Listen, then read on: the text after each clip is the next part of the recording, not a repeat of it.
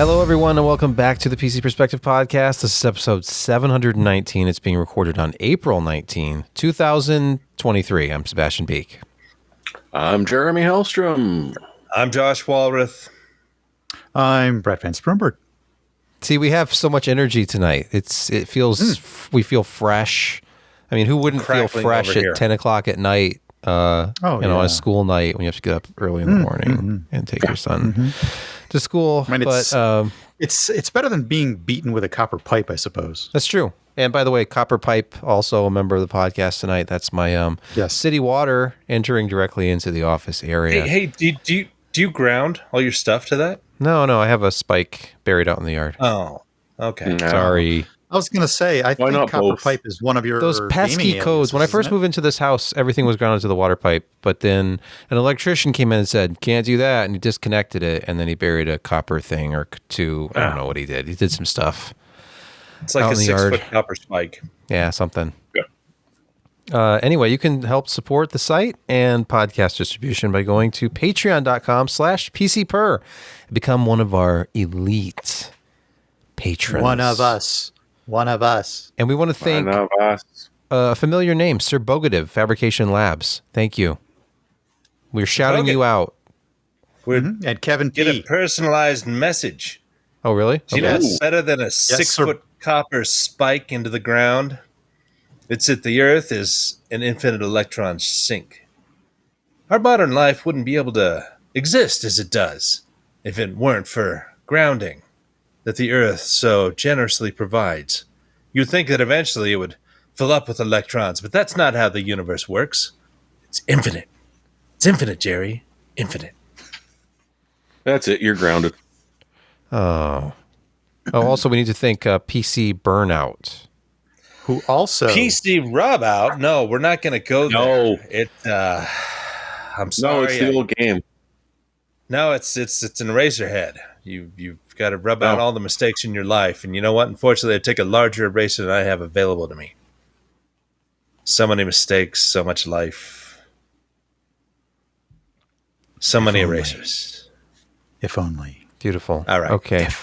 Josh, I hope you're prepared to talk about food, although we're not covering new territory. I don't want to spoil anything, but this is something of an old standby, is it not?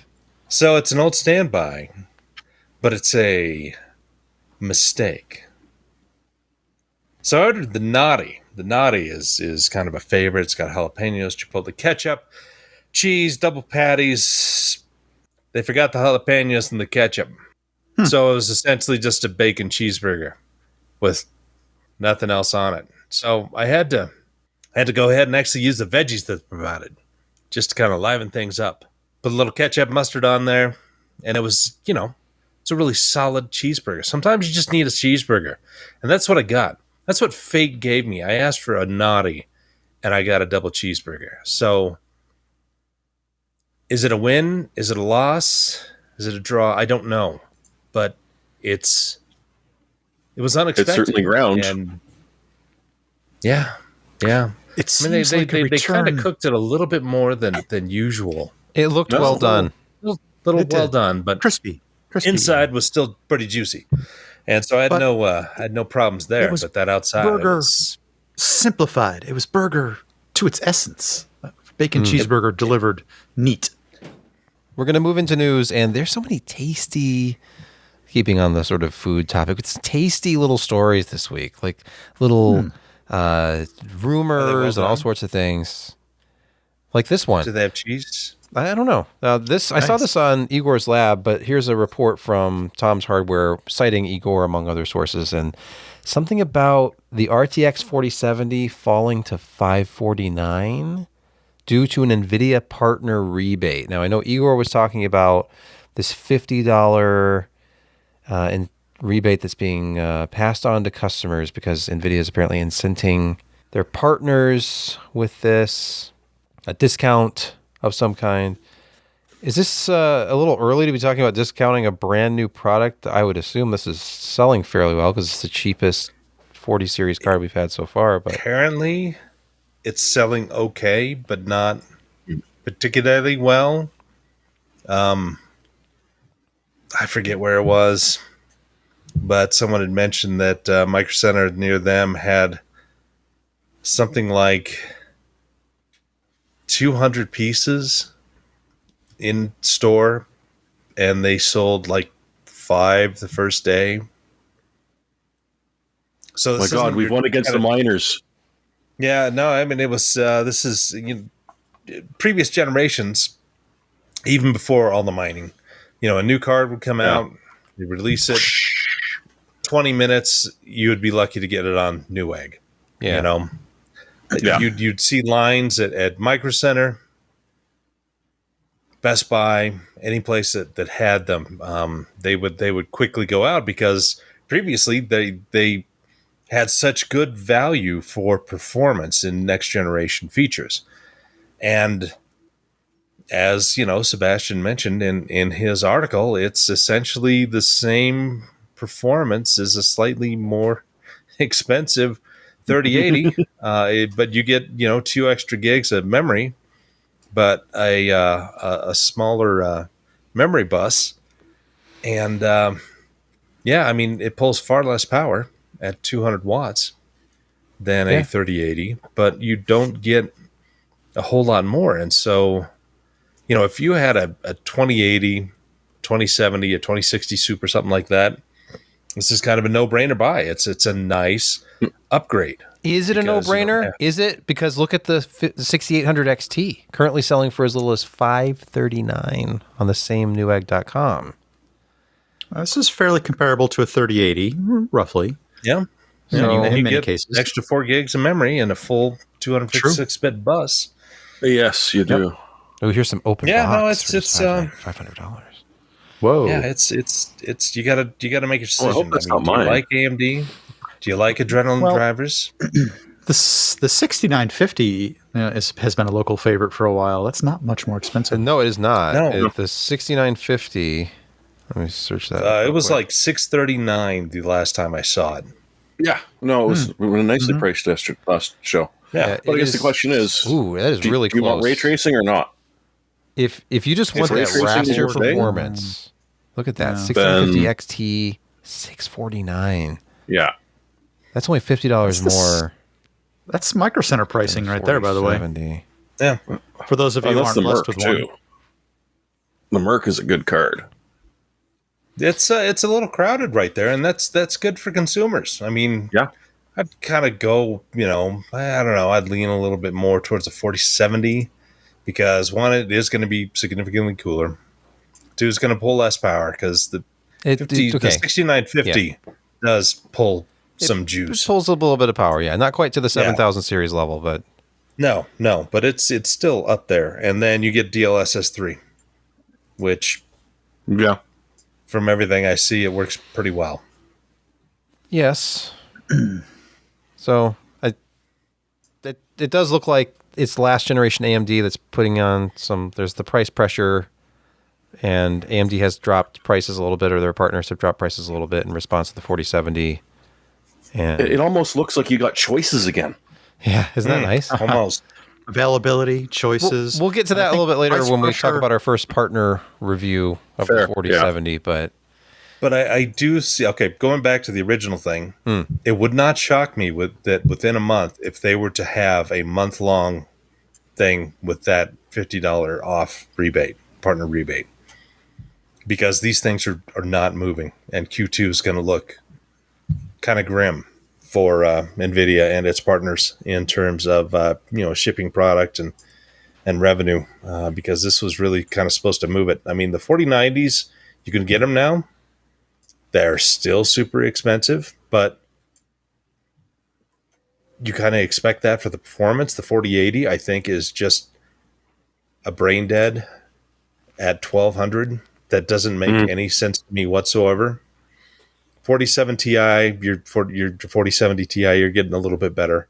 And then the 4070 is at least in the realm of possibility for many people. I mean, if we kind of take a look in the past 6 years, if you looked at a 1070 when it was released at, kind of 449, 499 for an overclocked version, if you apply, how much inflation has gone up in the past 6 years. yes. it's actually like it's a $579 card. So we're not that far off. So perception is kind of coloring our view on what is a mid-range card, and it makes me cry to think that $599 is a mid-range card, but when you're looking at all the other factors that we have to deal with, and it just and sadly, we have gone through some hits, and a 10-12% inflation over the past year and a half. That is a massive impact across the entire market, and from the base components to supply to shipping to the final thing hitting your door. It's not that far off a 1070 from where it was 6. Problem is our allowances haven't gone up at the same pace. No, that has not, and that's a problem. Yeah. Let's look at history for a little bit. History always informs us. And we've talked about inflation and how things are more expensive than they used to be.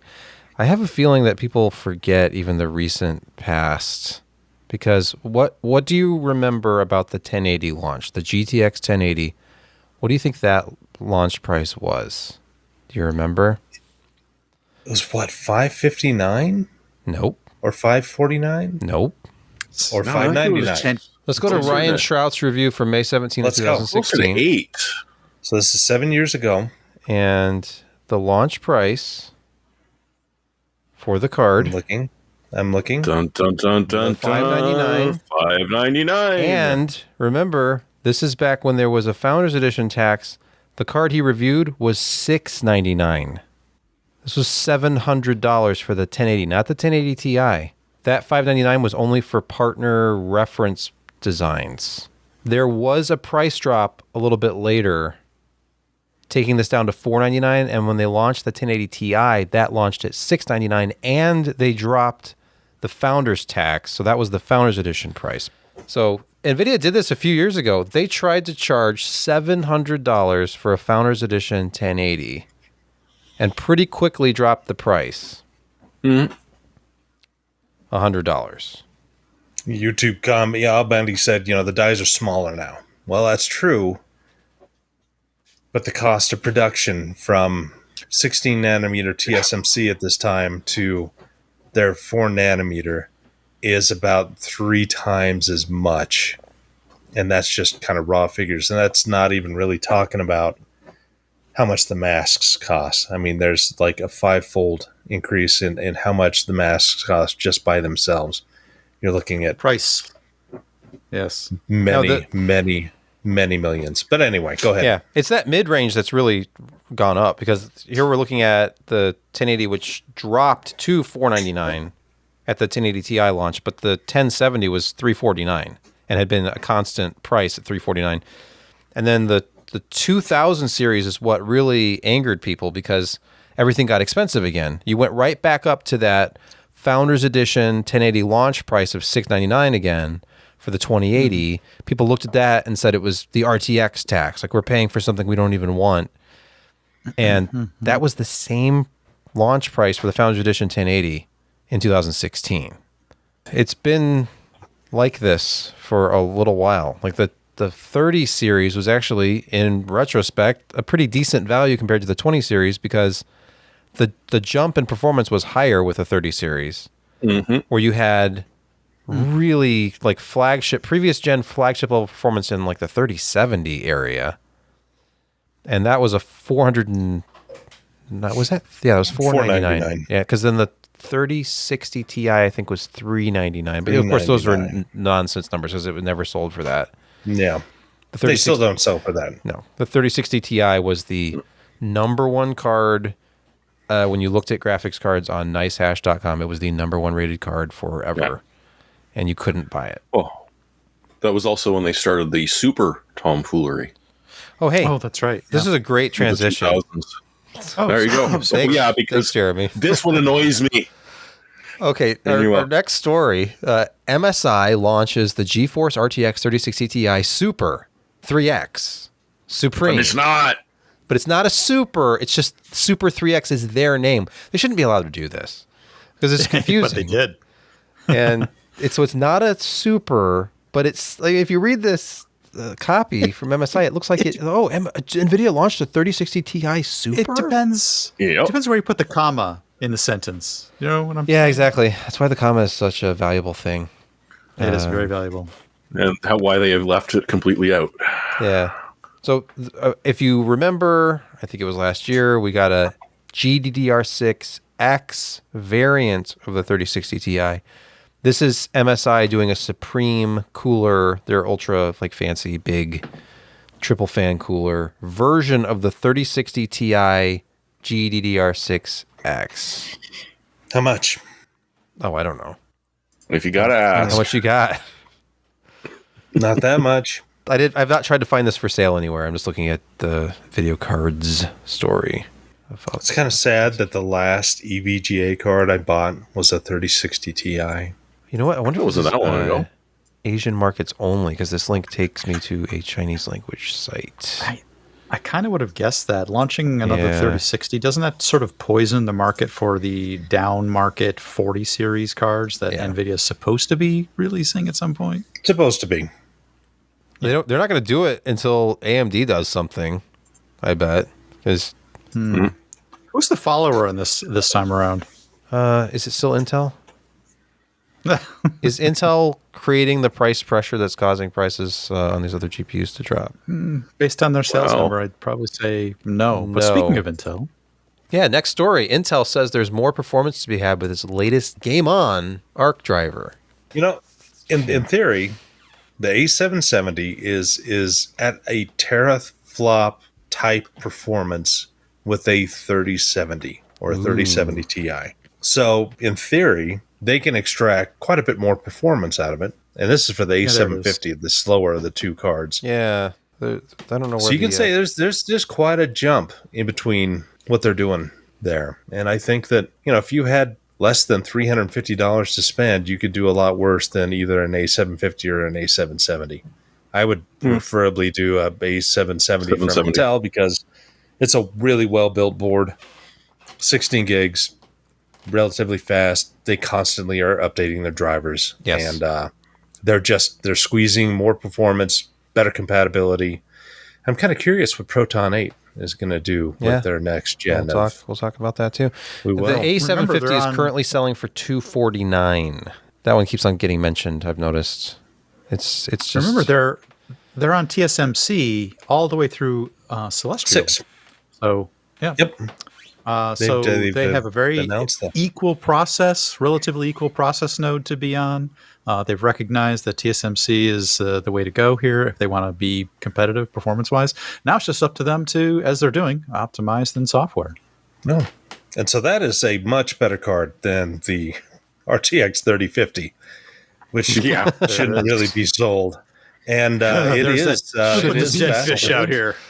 wow. Yeah, and it is faster, and it has far better ray tracing performance than the RX 6600, 6650, and the same amount of memory. So if you're looking for a new card, it really is kind of the king of the new budget at $250. Yes, because nobody else has it. Not this generation. You have to go. Not that overall in terms of features and performance. It does pull more power. It wasn't that long ago that the only card you could get for $250 was the the RX 6500 XT. Oh, yeah. When that was still selling for more than $200 at The 6600 was a pretty good card. 6600 non-XT for around $249 is still a decent value, but I would probably go ARC. And they asked, does it beat buying an RX 580? Well, you can get an RX 580 for $85 right now. I just saw one on sale for Newegg. And that's a full 8 gig, I think, RX 580. Yeah, yep.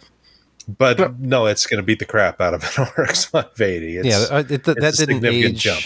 It aged well, but when I have retested it more recently, I was surprised at how far behind. It's falling down. Yeah, with newer games.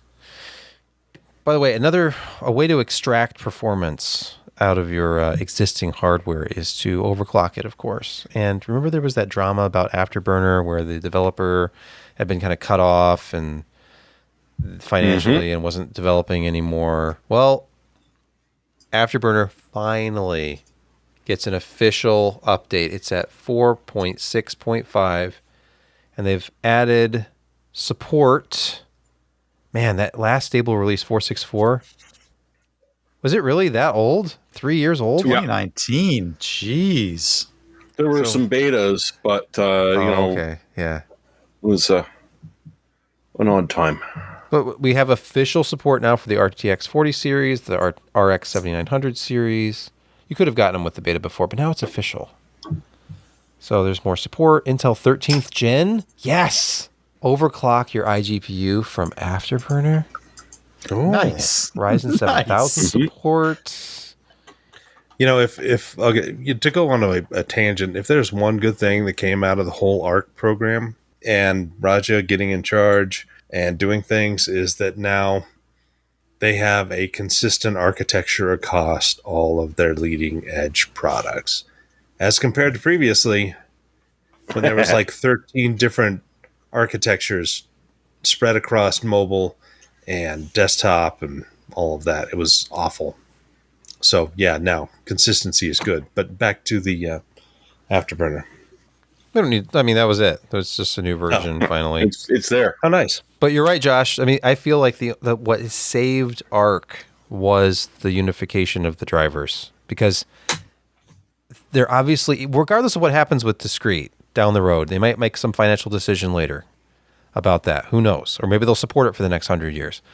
But as long as they continue to have processor graphics, which they always will, as long as they make processors, then if that is tied in, if it's the same driver stack, then we get excellent support. And I feel like that's what's keeping... If ARC had never improved past maybe the first driver update, where it went from embarrassing with crashes and just total lack of support for certain key titles, and there was such an improvement with just the first couple of driver updates, and it's just gotten better and better. And I feel like you said, a lot of that is because it's tied in with processor graphics, and those aren't going anywhere. Intel needs to have economy of scale with this, because they've really got to be staring at something very expensive, and the rumors are swirling whether or not they're going to keep this past Celestial. But as you point out, maybe with the unified driver issue or the unified driver concept, that issue gets set aside, and they can afford to continue to do development without Raja and whatever team they have. I hope so. We really need a third option. Yeah, I mean, the people in place, Raja wasn't doing driver development himself, so I mean, I'm sure that the teams that are in place, they keep doing their thing, and it keeps getting better, so yeah. Just motivates yes, but me. I have one other question for you guys. Yeah, what? One other question. How much stock of 6000 series GPUs do you think AMD had and still has? If you go to AMD.com, you can see that there's a few that they're still selling direct. One of them is the 6950. I question whether they're still making it. I mean, I think they might be. I'm gonna go look now. Go to products. Why would they stop? They don't have any. Yeah. If they had a 7800 XT or something, yeah, they wouldn't need to make the 6950 anymore. But well, they don't always share their wafer order information with me, but I think they did make a lot more orders. And looking at TSMC and how much money they made in 2020, 21, and first half of 2022, I think that there is still a lot of stock.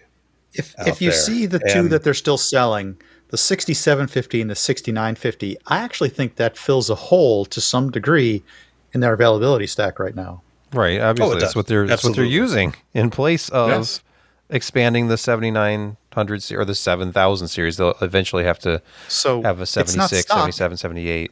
They're still making it. I don't know. Honestly, in this market, I don't think they're making any more. I don't think they have any more outstanding wafer orders. I think they're done with the 3000 series. I'm not sorry, the 6000 series. 6000, and we know how much extra stock NVIDIA ordered before the crash, which was an absolute ton. And they're finally starting to work through that. The 3080s are becoming less. I mean, a 3080 Ti really, you can still buy them, but Why would you? And I thought 3080s were gone pretty much. No, you can still No, I buy. still see them. Oh, Yep. Yeah. But no, it makes sense in this economy. Don't release a brand new flagship card. Knock $400 off your previous generation one and keep making it. People will actually be able to possibly buy that. Whereas you put it at $79.50 at the original price of $69.50 or higher, you're going to be seeing what we're seeing with the other cards, where people don't have the money to buy it. Assuming you've reduced your production cost by this point till it's affordable. But yeah. One would think. It's not going to look good with the next quarterly statements or maybe the next couple of quarters, but yes, they do need to just mark down existing inventory, sell stuff off. There are people who took the last couple of years off and didn't do any GPU upgrades. Give them a break. Give them the cheap, good graphics cards from last generation that they never bought. That doesn't help with current generation, but really, weren't they kind of jumping the gun a little bit? We have brand new 40 series and we have 7000 series GPUs. What about all the 30 series that was unsold? What about all the 6000 series graphics cards that they could have sold and didn't because people were not interested in paying above MSRP? And the old dumping ground of the OEM builds where you just all of a sudden, okay, well, let's just unload all our 3060s on these guys and they'll just put out a bunch of builds with them. Well, they can't afford to put one of those in their cards in it anyways. So they're using even older cards or lower cost cards. So you're stuck. That pipeline is clogged. Yeah, affordable gaming PCs were using pretty low-end cards. Like most of the ones I looked at were like 1660 Ti or lower if they were under $2,000. And we're also kind of ignoring where are those coming from? Gosh, the secondary market of everybody dropping off their mining cards, and some, if you take the cooler off and you replace the thermal pads, are going to work perfectly fine. Others, maybe not so much, but there are a lot of people who pick those up relatively cheap, and that was their upgrade. And until those burn out,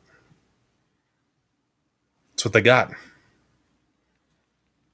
You are absolutely right. Of course, I'm right. Let's move on to the next story. It's about DirectStorage, which has reached version 1.2. It's available now. This is as of yesterday, April 18. Today, we're releasing the 1.2 version of DirectStorage SDK, where we've added new features and made some fixes based on your feedback. So you can look at the NuGet page to look at all of that. So force buffered I/O. DirectStorage currently opens files in unbuffered mode. And you can read all the technical details here, but there's some bug fixes, performance improvements. I just want to see more adoption. It's great that they're improving it, but this is an SDK. We need developers. If someone could actually use it. Yeah, we need more than just that one game that people were testing for a short period there. Some odd titles. I think this testing scenario seems kind of forced as well. If I remember correctly, it was like, oh yeah, who does that? Forspoken. Forspoken, that's right. Oh yeah. So if you Google DirectStorage testing, as I just did on Google.com, it's just Forspoken. All of the stories were about Forspoken. Oh no, be really depressing and just do like DirectStorage supporting games. Yeah. Or game support, and you get one result. The Raspberry Pi, it's getting in on the AI excitement with Sony's help, as Jeremy Hellstrom writes at PCPer.com. Yeah. It's not the first time that Raspberry Pi and Sony have sort of gotten together, and Sony sort of, here's a big chunk of cash. Can you guys just keep doing what you're doing? They've also been giving them a little bit of technology, which is kind of nice. So the Raspberry Pi is not going anywhere. But one of the nice things with this is that they're really looking at trying to move them into something I hadn't heard of before, which is Sony's Atrios platform, which is their AI imaging learning stuff.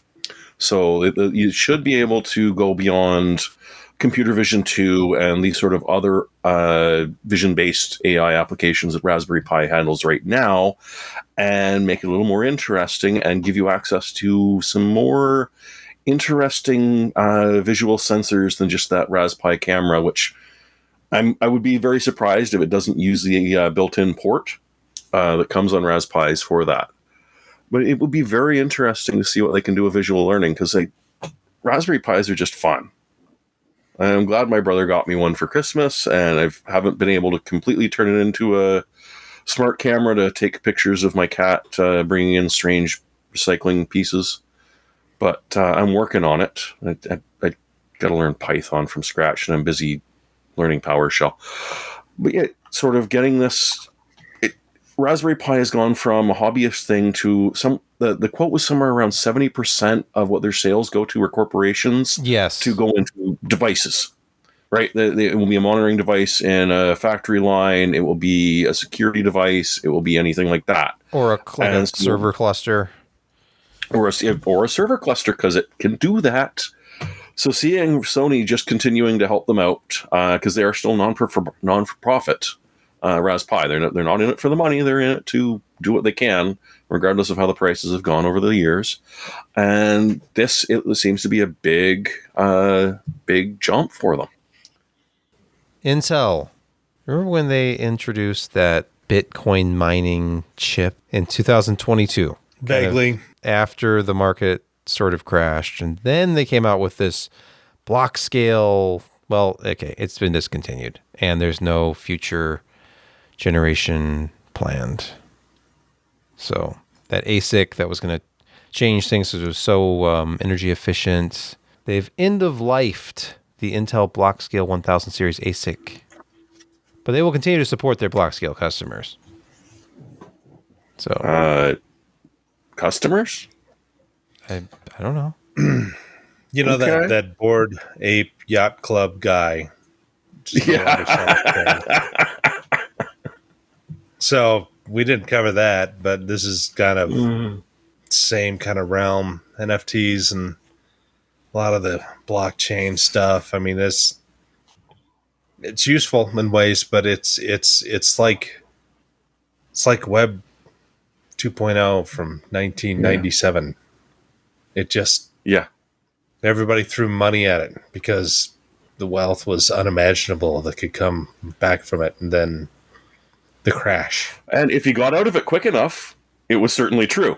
But if you stayed in, well... Well, tell that to Jeff Bezos, because, you know, he ends up working... Well, he's got other income streams. Well, now, but... Well, I don't know. He did pretty well for himself in 2001. Yeah. And 2002. And 3.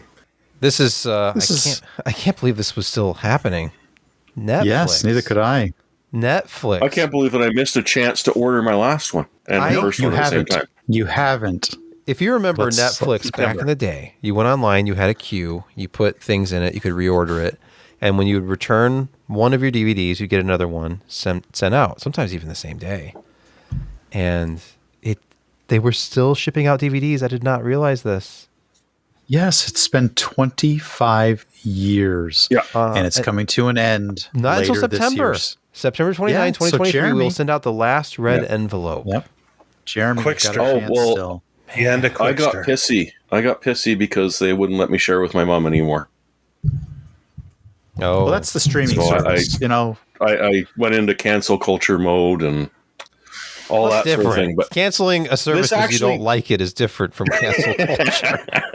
no, I think they're Because pretty much they the won't same let thing. you Oh, okay. Because they won't let you abuse it anymore. That's Vote not the same with thing. your wallet. Hey, No, come on. abuse it. You know that It was Netflix for has 5 devices to share with your family, They used to. and then they They changed still it. do. encourage it. They still do. I think Yes. they stopped. My I wife think they pays stopped. for the Sure. higher tier Sharing plan is that I thought caring. allowed like 5 concurrent users. Yep. No, I got True, the but they don't- email saying, "Hey, we're going to start charging you extra because your mom don't live in the same house as you." That was it right Yeah. there. Or They don't you're care not if you're going using to 5 charge me different anything. devices. They don't care if they're using 5 different devices in the same house, but just don't share them with your mom across the country. Well, that's But what if I'm in my mom's house watching it on my cell phone? Exactly.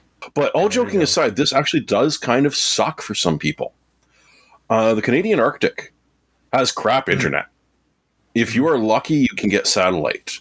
And so that has been one of the biggest customers, and I know this for a fact, of the mail service for Netflix for a very long time. They'll get them all shipped up there, and of course it also takes a while to ship up there. I mean, we're talking communities that you only get to by airplane or snowmobile if your permafrost hasn't gone away.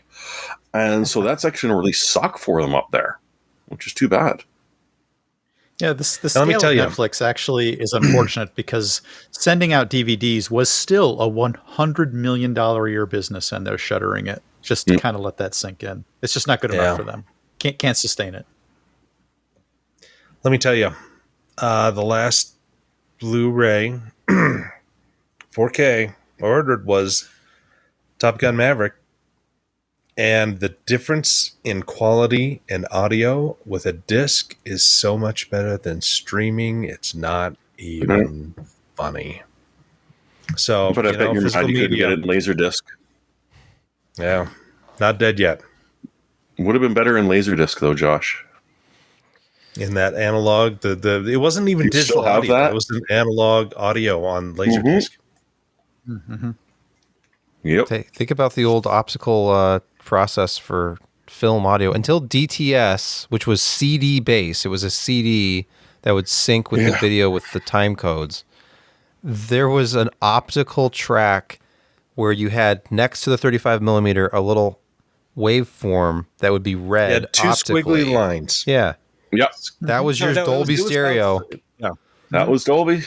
And then when they went digital, they had the actual it was almost like a QR code. It was a really super dense thing, like CD audio.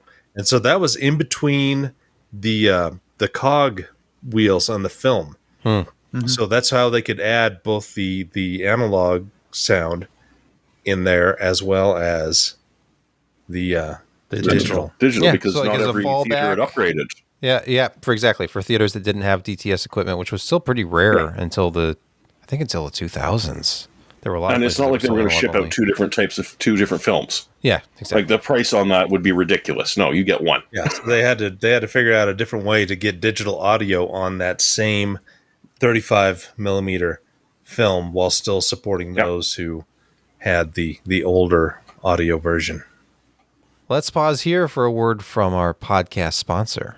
Are you a person with a knack, a condition characterized by an extreme intuition about how things work, especially now in the computer systems and software space? Well, people like us can often find it difficult to settle into just the right role for our careers. Well, Bloomberg is out there building a world-class information network for financial professionals, and they're looking for engineers to join them. Personally, I know that I've always wanted to work on challenging projects that had real impact on actual shipping products and services, and sometimes that has just not worked out. While I've not yet worked for Bloomberg, they're forward-looking and are building tools their clients will come to rely on for systems that matter in solving real-world complex problems across global capital markets. They're working in real-time market and enterprise data with sophisticated analytics that are touched by over 350,000 professionals. Bloomberg systems operate at tremendous scale with over 300 billion, yes, B as in billion, market data messages daily. And you can get involved. You're not going to get locked into a proprietary shop either, as Bloomberg's engineers are active members of the open source community in both leveraging and making commits back to those projects. Learn more about the opportunities that await you by visiting Bloomberg.com/careers. That's Bloomberg.com/careers. We're back, and it's time for Security Corner. And we, of course, visit Bleeping Computer. This story is about a new Qbot email attack which uses PDF and WSF combo to install malware. I mean, if you can't trust your Windows script files, what can you trust? The answer is nothing. just don't. Trust no one. But yeah, so you'll get a PDF email, an email with a PDF attachment, which looks like a PDF attachment. Bonjour. And click here. Thankfully, may pass your scanners, and you run it, and it downloads a Windows script file, which, because it is trusted by default, installs Quackbot. Because that's what you want. It sounds very efficient, at least. I think ultimately I'm thanking Adobe for this one because Adobe. Always. Yes. I mean, Windows provides essentially the whole, and then Adobe just drives a freaking truck through it. Yeah, it is efficient. It actually uses a ping check to make sure that the infected machine can reach the command and control systems. You got to really hand it to today's malware developers. They're really following through with well-coded scripting and fallback routines. Hats off to them. Yep, good job, folks. Black hats, not white hats. They've probably got a QA staff now, so good for them. One of the nastier ones, 2 years ago, did. They literally had a helpline if you pay the subscription to have their regular updates for the infectious software. And I'm trying to remember what it was. Oh, this is about 2 Christmases ago. And that was one of the ways that they got peeled out by the security researcher, was that he got a hold of the help phone line where you could phone to have them assist you. And why is it not infecting as many computers as it should? Nice. Oh, that was a great one. Oh, my brain is soggy. I can't think of what it was.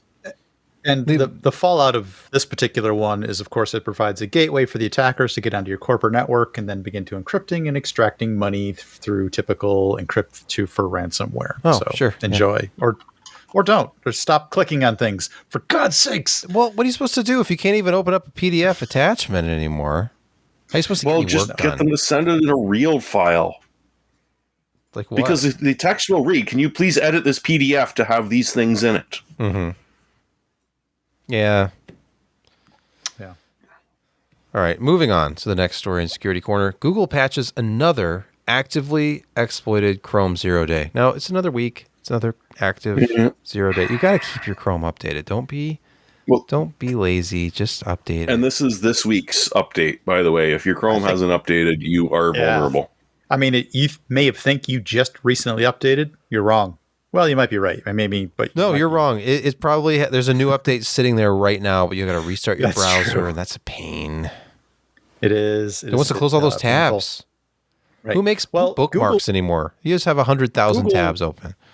They didn't actually fully talk about what this vulnerability was, but it's in one of their media processing libraries called Skia or Skya, something like that. And clearly it's designed to, the infection vector is for you to probably just browse an infected PNG or JPEG, something that the image library has to go in and process, and it's likely to be some sort of buffer overrun and remote code execution. So definitely freaking update now. There is in the wild already exploits for this. Yeah. Well, known exploits. There are plenty more unknown exploits. Yes. Check your Chrome browser. If it ends in .137, you're okay. If it doesn't, download.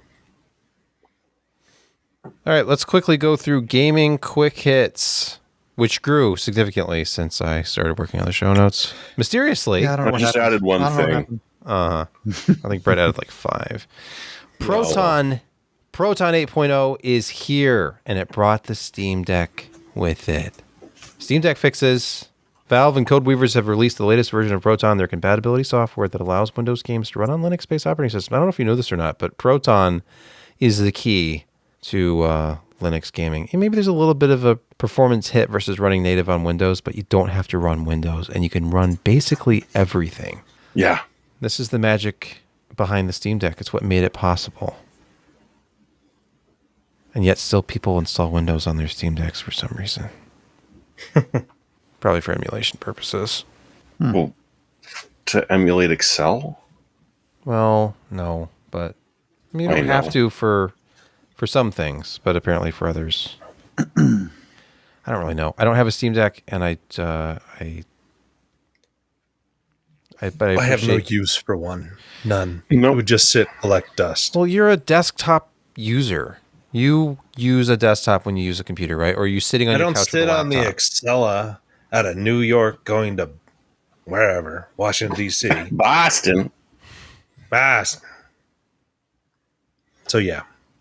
Just like I don't need 2.5 gigabit Ethernet. Yes, you do. So you stop with that.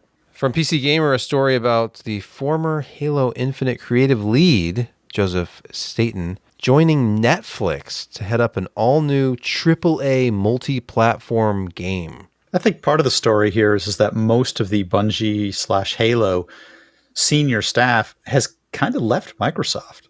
They're all gone. And they've gone, this was one of the last people there. So that's really the kind of story, other than that we'd already talked about Netflix, which I thought was kind of cool to have 2 Netflix stories, so it's a little bizarre. But that and Netflix is looking to make a name for themselves in multi-platform AAA gaming. They've been doing a little mobile for a while, but... they've been doing more than mobile. Really? I didn't realize that they had gotten into PC gaming. Well, I mean, it's TV gaming. Okay, that makes sense. It was back in like 2021, I think, that they kicked that off. To everyone's, great amazement, and definitely they paid attention to it. But yeah, they've acquired some indie game studios. They've been talking up, because I see this email every once in a while from a Netflix PR firm, and they're like, because they put Exploding Kittens on. If you like the oatmeal, you probably know what Exploding Kittens is. I know. I have the card game. I know exactly what it is. Yeah, well, there's a Netflix version of it, which you can subscribe to. But yeah, they've been promising that, we're going to be expanding our gaming repertoire for almost 2 years now. And they're still announcing all the time that they're just getting into gaming. Well, this is going to be their foray into what they're labeling and what we should commonly understand as AAA gaming. So we'll see where that goes for them. Okay. Full platform, so they're probably going to be PC games. Well, Kurt Schilling tried that as well, and Yeah. Yes. Speaking of the PC and gaming, over 2,400 Steam users have had their accounts restricted for marking a negative review as helpful. This seems... Yeah, this is sort of a bizarre thing that happened here. There was a user called Warlander on the Valve forums that noticed that the game was... I can't remember the game, but it had this copy protection. No, it was something else. Yeah, it was, but it had this anti-cheat, copy protect sort of system in it that continued to run after the game was called Warlander. His title was Freedoms 117. Okay. So the Warlander game had an anti-cheat background task that continued to run after the game was quit, and he sort of figured that out and then got reasonably upset about it and posted, hey, here's how to disable this thing from continuing to send what looks like traffic to the Japanese servers from where the game resided. And over 2,400 people upvoted that post. So the moderators got around and they sort of interpreted what he was saying as a way to get around the anti-cheat software and restricted everybody, including him and every 2,400 users, from community activity for 30 days. It looks like that was fixed, though. Steam support removed the restrictions. It was eventually fixed. Yeah. But I think the story here is that Valve, you were guilty by association, essentially from the moderator's view. And that's a pretty harsh take, in my opinion, to say, why was the post allowed to something? stay up? Why is anybody able to upvote it? If it violates their terms, then it should be automatically deleted. Interestingly enough, they're now probably going to turn this into some sort of like deeper dive to say, okay, yeah, if you really want to do this, they were worried that it was showing people how to go in and do reg edits and things like that. So they may turning it into like more of a deeper support article, but they backtracked on all of this and kind of brought everybody back in, and they said, hey, the mod was kind of overreacted to this and looked at it as an anti-cheat workaround. And it was basically, we told them to kind of do this sort of thing, but Valve it felt a little dirty to them too, so they backtracked on it. That's good. Yeah. Finally, in gaming quick hits, Total War Warhammer 3, Forge of the Chaos Dwarfs. Oh, yeah. They are still expanding this game. And so for anyone who knows Warhammer, the Chaos Dwarves are an interesting one, and they've done it well because there are only a tiny amount of actual insanely tough Chaos Dwarf units that you can have. Most of it is just Orc and Goblin meat shields and some Hobgoblins, which are slightly less meat shieldy. But they've done an interesting thing because, you've played Warhammer 3 through a bunch of times. They've got to do something interesting. So they've combined several racial mechanics into this, sort of the Chaos and Beastman, where you've got to not just build your buildings as normal to build more troops, but you've got a separate set of resources you have to keep track of to be able to expand how many of your troops you can build. And a weird thing with sort of similar to the Orcs upgrading thing, but instead of it just being upgrading one single unit at a time, you upgrade an entire type of unit, and it costs another type of resource every turn to keep it going. So they've done an interesting job on this DLC, but The other nice thing about these guys is that whenever they put out a brand new big DLC like this, they give everyone something for free. And so in this case, it's the Mirror of Insanity, which is a sort of different type of gameplay. It's a bit of a tower defense thing, like they did with the original launch and the waves of chaos coming at you. And everyone gets that one for free. No questions asked. Brand new thing to do. And it even gives you some interesting additional spells, which are just ridiculous. Like they go beyond the spells of, nuking an entire unit of an army to like changing the battlefield, flinging everyone up in the air and stuff. It's kind of they've done it once again, a good job on adding on to a game that's been around for a few years, which is literally now a compilation of Total Warhammer 1, 2, and 3 with all the DLCs still playable. And I just thought I'd mention it because I've been playing it for a bit. They wanted me to check it out. I don't think it was worth a full review, but I think it was definitely worth a mention here. So if you like your Warhammer 3, give it a shot. It's on 10% off or something right now. And if not, well, I mean, even if you're playing it, hey, free DLC, give it a shot. Only problem is if you have a multiplayer game going with your family, that save is now an older version and you're going to have to start again. Sorry about that. Oh, sad. Yeah. Oh, and it's a 100 gig patch too, by the way. Good Lord. Oh, my God. Oh, yeah. That's a patch? Easy download. Okay. Well, the download is 100 gigs. It doesn't necessarily take up an extra 100 gigs on your hard drive. All right, it's only 93. What are they?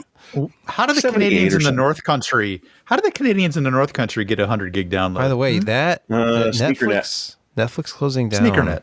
in Canada, Jeremy, you want a career change? Open up your own DVD distribution service. Ooh. I mean, Netflix is about to have a fire sale on a million DVDs. yeah, what are you going to do with them? Well, they probably ordered I'm saying. destroyed. They'll have to shred them. I missed out on Probably. the Blockbuster shutdown, but maybe I can get it on the should jump on Netflix this one. shutdown. Yes. Our review of the week is from MicroStar International, which is the maker of the Gaming X Trio GeForce RTX 4070. This MSI card has a significantly larger cooler than the reference design. It's not Supreme though, or Supreme. No. This is not their Supreme. This one is the $50 over MSRP type of product.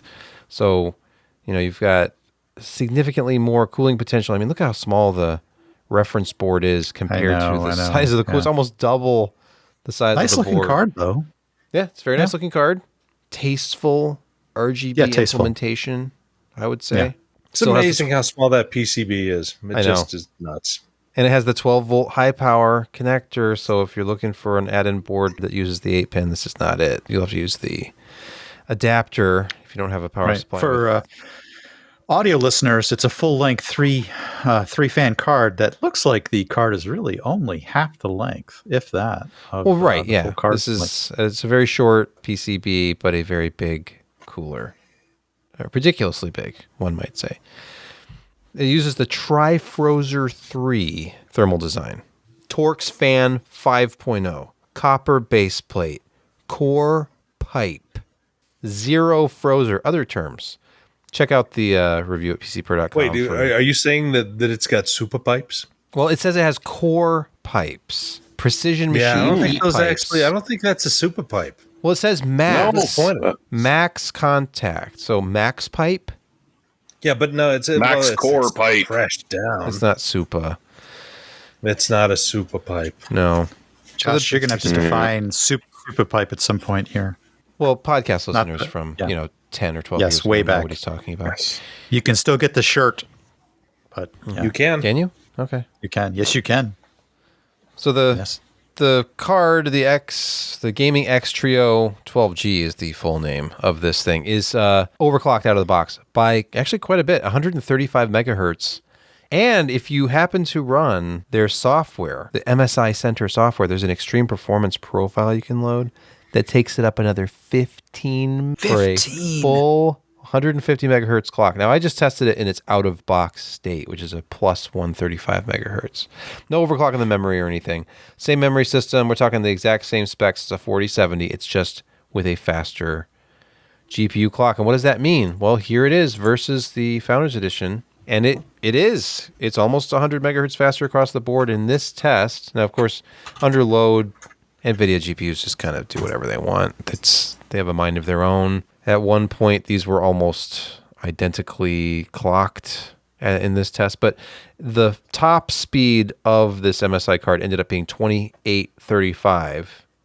And the Founders Edition card never reached anything higher than 2775. So it was always faster by at least 60 megahertz. And it did not draw a tremendous amount of power to offer these slightly higher clocks. So the TGP of the card is 200 watts for the Founders. This one is actually a TGP of 215, I believe. But it only had an average power draw of 205.6 in my testing, which is still higher than the Founders at 192.3 average power.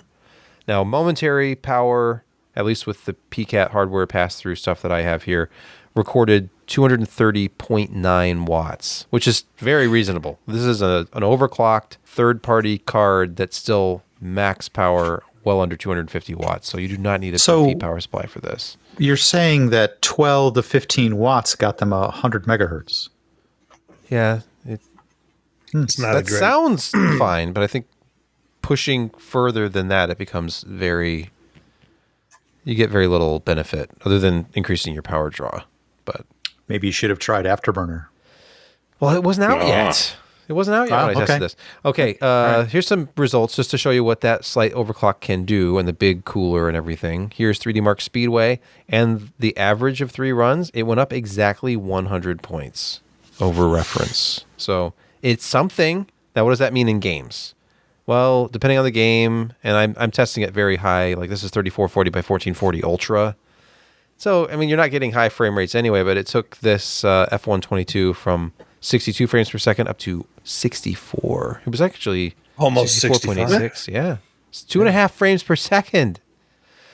Well, for 2.5 times the power, or an extra 2.5% power. And $50 over the reference design? Okay, maybe 15 watts. No, it's very little. Okay, let's not exaggerate. 15 watts for 2 frames. This doesn't take that much more power than a reference card, than the Founders Edition card, I should say. And you're getting slightly higher performance, but it's you're not getting huge gains this generation when you overclock. No.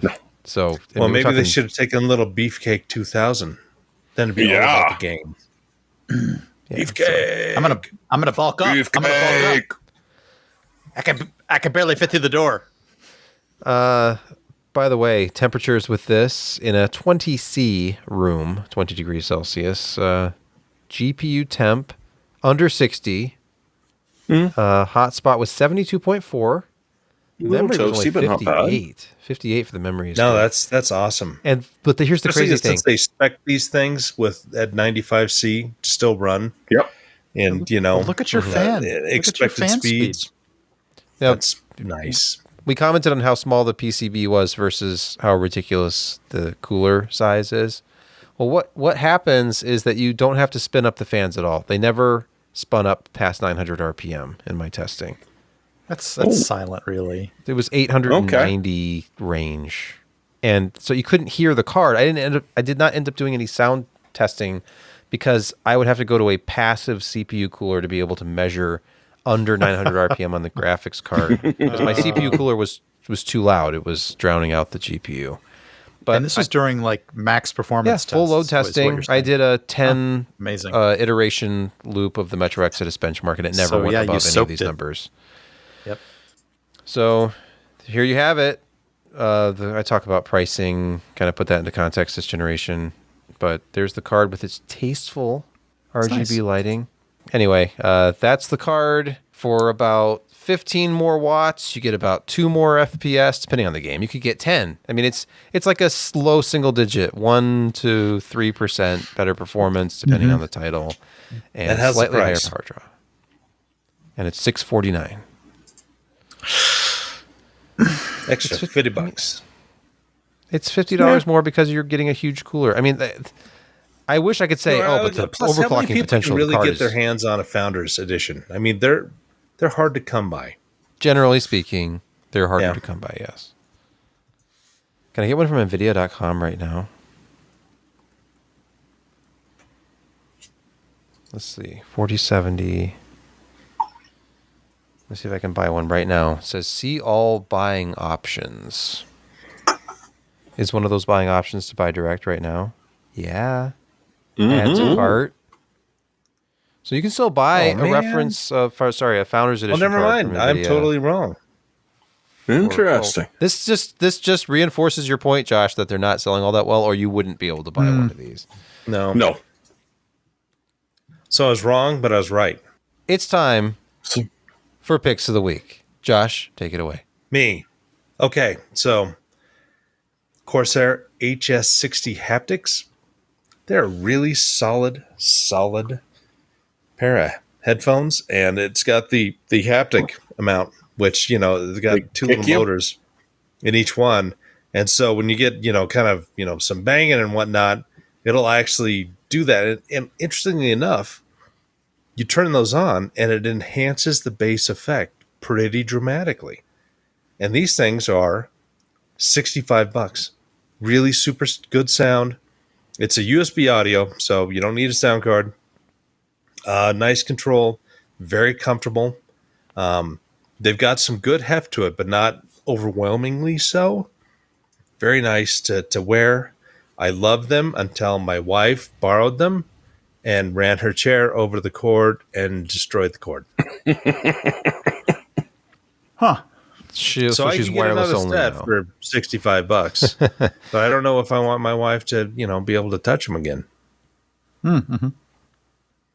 But yeah, no, the haptic feeling it's a unique experience, and it does accentuate some of the lower end frequencies. It's nice. You don't know how good it is until you try it, and I think a lot of people were kind of turned off by the whole haptic thing. But it's kind of worth it because you can actually control, the strength of the haptic effect, and you get it to a point you like, and it disappears. You're like, oh my gosh, my ears are kind of buzzing. It just feels natural. You get to a point. It's just, if you haven't tried it before, if you're curious, $65 entry fee is not much for a really good set of headphones. So. If you're haptic curious. Or even if you're not, just use them as passive headphones. They have a wire.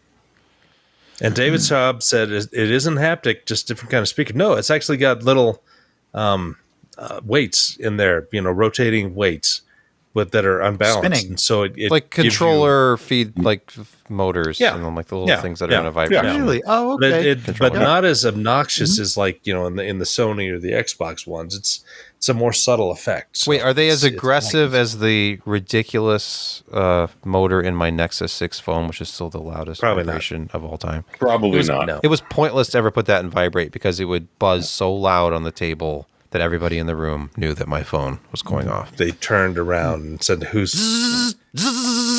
Yeah. Look who's getting his hinge notice now. That's why you're supposed to keep it in your front pocket. Nice. I'm glad I don't know what that means. Okay. Never mind. Well, you would if you kept that phone in your front pocket. This was years ago. Think about the Nexus 6. I think it came out in 2011. Savage. Okay. Jeremy, your pick. Do you remember this case, Sebastian? Of course I do. I took this picture right behind me, actually. I bet you did. With the helicopter design. Yeah, it looks like the Well, I just cockpit of spotted an randomly. It's on sale up here in Canada for $80 off. It's only $110. I don't know if you can get the same thing down in the States, but a lot of people absolutely despise this case, and I can see why. Because, well, it looks like this. But if you want something that is definitely and completely unique that no one else has, including tempered glass sort of sticking out the back and Well, a variety of other hinged. features. That was the really cool thing about it. You undo a big thumb screw, and then the whole door just opens on a hinge, and you can get it out of your way on the back or the front. So it's practical. Some people get what Thermaltake is laying down. Some people just don't. And if you do, okay, if you do, it's almost half off. Yeah, it's almost half off. The only problem is you can't install a fan on the back. Well, there's a gap there. I mean, you could hang one with zip ties or something. Oh, hey, yeah, I suppose you could. There's a lot of open air back here. It's essentially an open frame case. Let's not hack this case. I mean, do you really need to hack a case like this? You don't. You don't. You have to like the look, and if you do, then they are there for you. Now, if you could redo it so that it actually looked like the head of like a Battlemaster and Awesome, that would actually look pretty cool. But what if you could put a pilot, behind those front glass things and put some guns on the side? And that's what Lego's for, Josh. Make it like rocket pods coming out the side. Yeah. You got to have heat sinks in there because you're laser. And Ooh, nice. Oh, you could totally do it. All right, Brett, your pick. Normally I would say something like calling old Beltalowda. If you like The Expanse, this might be something that you would enjoy. This is from a comic book company called Boom Studios, and I have a whole bunch of them from when they did extra Farscape series, but it's a very high quality comic series and graphic novel, I should say. This is brought to you by some of the folks actually involved in the original Expanse novels, like James Corey and the TV staff that actually put the videos together for The Expanse, all of the series together that were played on Amazon. So this is a continuation of the story, and it takes place between a few of the years between a couple of the books, and it just expands the universe a little bit. And there's going to be 12 graphic novels for this. So if you enjoy this sort of thing, you can go click through to the Kickstarter campaign, and I think they're done with the campaign. I think you can do a pre-order now. I actually got in on the campaign, so I have all the series coming. But if you like this sort of thing, this is the sort of thing you'll like. How many books is that series up to now? Oh, the original series? I think it was 10, with one that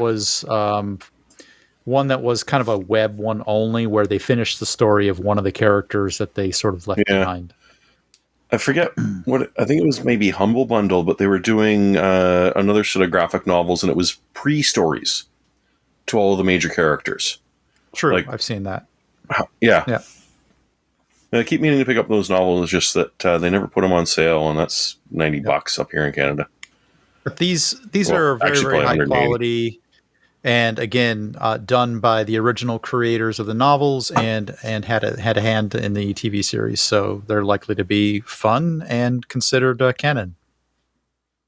Excellent. Yeah, and S.A. Corey are two people. Yes, they are. True. Yep. I have a pick just this like week. Grant Naylor. A quick pick. And this is in the same vein as Josh's pick. And it's my favorite headphone that collapses into a metal circle. It's the Koss Porta Pro, which has been around forever. These are consistently on sale. The list price is $49.99, but you'll never pay that. They're currently $39.99 on Amazon. And it is such a fun sounding headphone. It's not like it's not a hi-fi headphone. It has a bass emphasis, but they're extremely easy to drive, and they are strong physically. I mean, it's a metal band, and they're folding, if I could get it to focus on these. And the headphone itself, the driver, the sound is so much more powerful than the size of these little things. And of course, you have an adjustable comfort level on the side here that adjusts how firm the even these little things have adjustable clamping force against the sides of your head. And it just, if you walk around listening to stuff on a smartphone and you've been listening to wireless earbuds for a while, going back to wired headphones is already a substantial improvement for the most part. And then these give you all the bass you've been missing from those AirPods. I mean, it's a significant difference. I gave my wife these headphones to listen to a few days ago, and she was like, I need a pair of those for work, because she sits at her desk and listens to music on her AirPods, but she likes bass, and AirPods don't have bass. I mean, maybe the AirPods Pro, but I mean, at some point, you need bigger drivers. Those are tiny capacitor type batteries in AirPods. I mean, how much really power can you?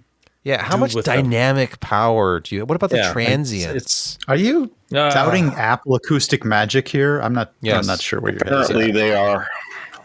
I think we've reached the end of another PC Perspective podcast, and I want to thank each and every one of our listeners and viewers for sticking with us. Those first two. Huh? 3. Especially those first two from the beginning of our podcast. Right, yeah. 3. Or 3 if you prefer. But the rest of you are pretty good too. Yeah, we couldn't do it without you. I mean, it means a lot to us that you listen, that you watch, and I don't mean to sound, I don't know, does this sound genuine, or does it sound like I'm being sarcastic? How about patronizing? Can we go for patronizing? That's another, let's meet in the middle. Another character trait that I should probably work on.